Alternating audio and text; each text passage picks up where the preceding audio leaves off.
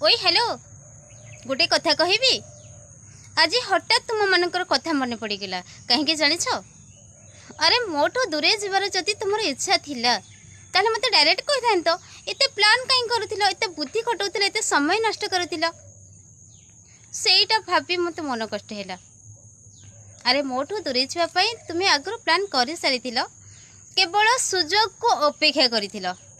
केतेबेले मो द्वारा गोटे छोट भूल होई जिवो, मिछ झगड़ा होई जिवो, हाउ तमे दूरे छिवो। बस मो निज स्वार्थ पई मु झगड़ा कर नथिली, गोटे भाईर खुशी पई मु तुम मानक सहित झगड़ा करथिली। सेटा कोन मोर भूल? तमे मते दूरे देछ, मु टिके भी मते फरक पड़ुनी। कहीं जानिछ तुम मानक सहित संपर्क रखी मु बेसी टेंशन नौथिली। एबे मु बसी